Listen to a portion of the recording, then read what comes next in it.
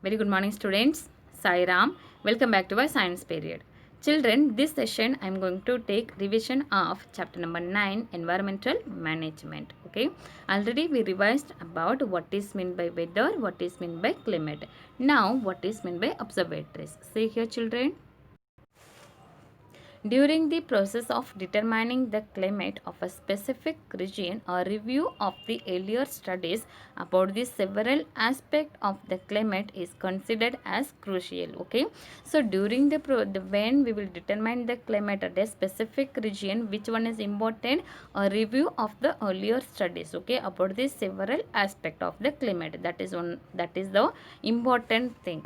So a large number of countries across the world have set up meteorology departments to make these and to record them. So these departments have observatories, okay, equipped with modern instruments and technology.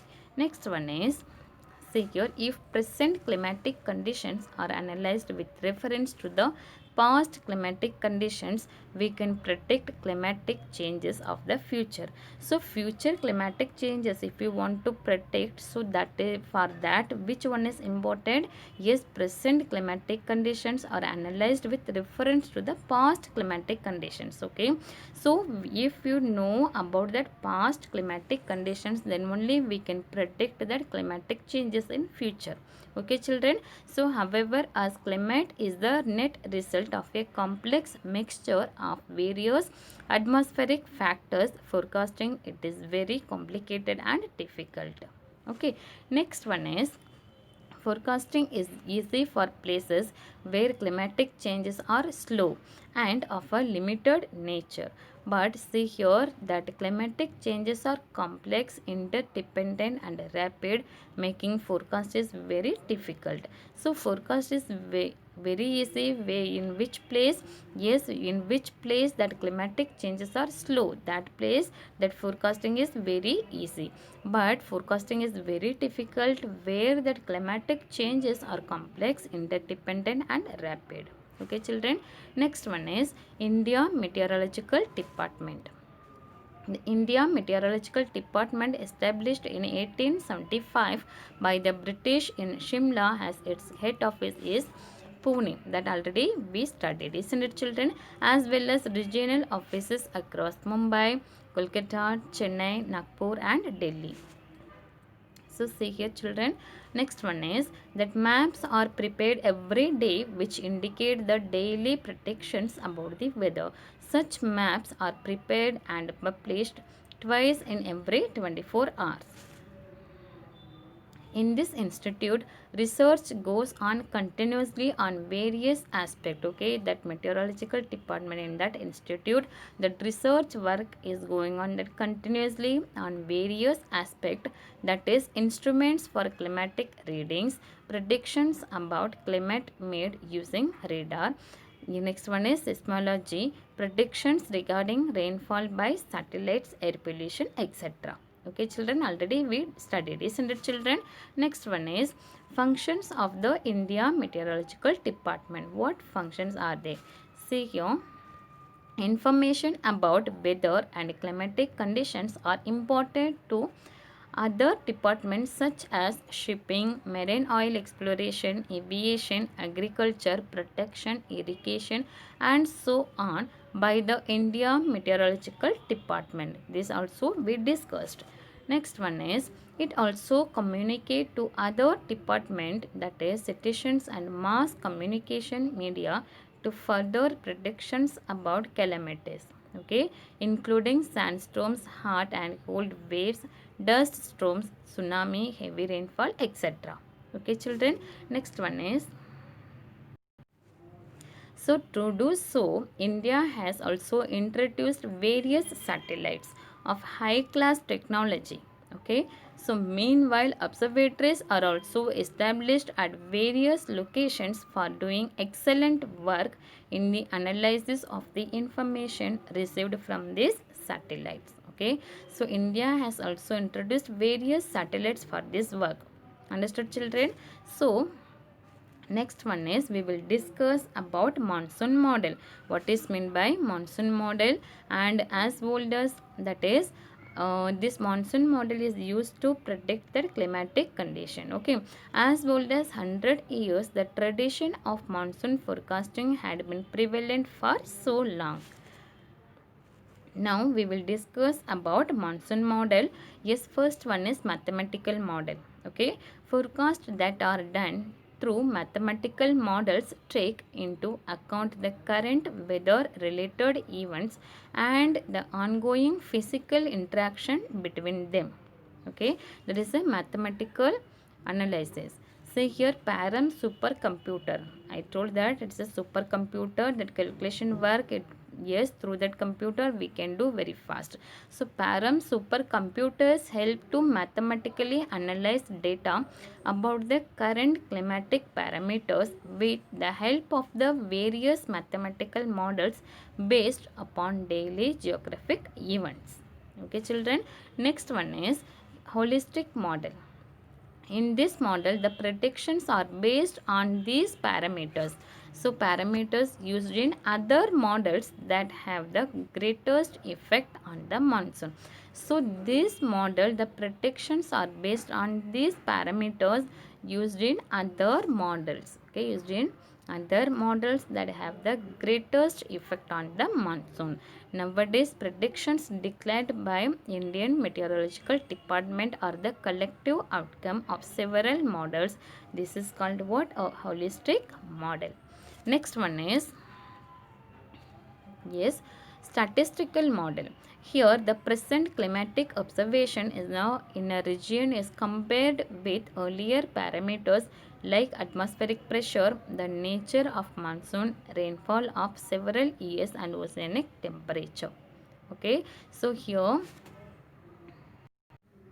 so in this model, what will happen? Yes, the present climatic observation in a particular region is compared with earlier parameters. That means atmospheric pressure, the nature of monsoon, that means rainfall of several years, and oceanic temperature.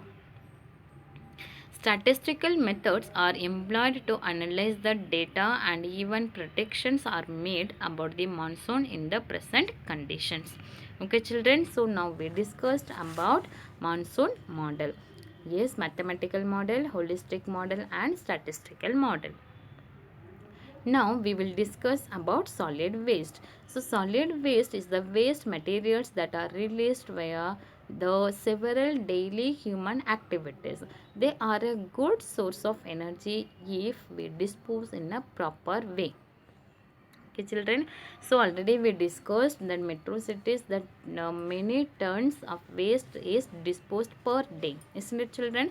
So in today's scenario, solid waste is the main problem as it could result in both soil and water pollution. It is also an issue from the standpoint of economic development, environmental degradation as well as our health.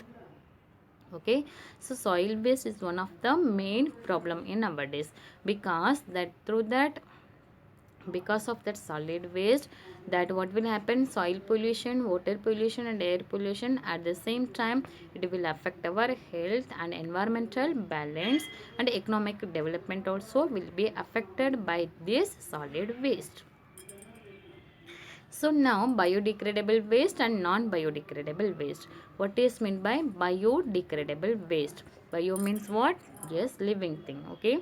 So waste such as the kitchen waste, soil, ash, dung, plant parts and so on that are that are easily degraded by microbes are the biodegradable waste. Okay, so which waste easily degraded by microbes, that is called what? Biodegradable waste.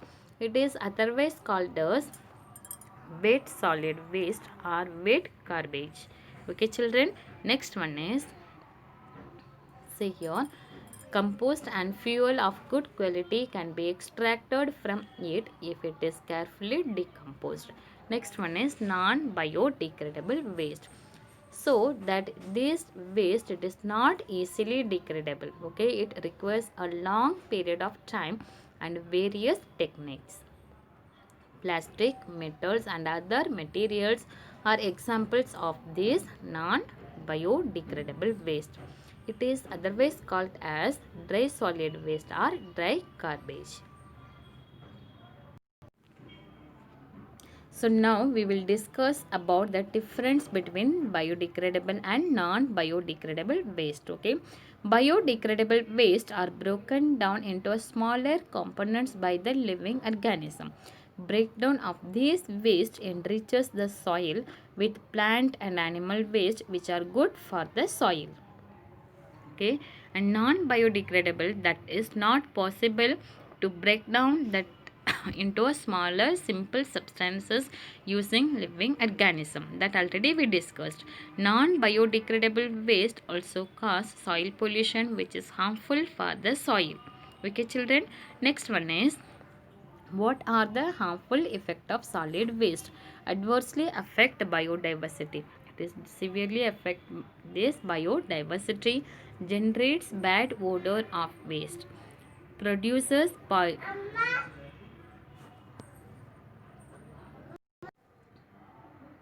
third one is produces poisonous gases. Okay, next one is result in degradation of natural beauty, cause air, water and soil pollution, spread. See here, next one is lead to spreading diseases. Next one is, we will discuss about 7 principles of solid waste management. See here, these are the 7 principles, that is reuse, refuse, recycle, rethink, reduce, research, regulation and public awareness. Okay children, so these are the 7 principles of solid waste management. So first one is reuse. Some of the materials can be reused for other purposes. Okay. Next one is refuse. Refuse means it do not use non-degradable items such as plastic, thermocol, etc. So this item we don't use. Okay. That's why it is here refuse. Next one is recycle. Recycle solid waste such as paper, glass and so on. Fourth one is rethink. Rethink the use of several items as well our activities. We have to think our activities. Okay.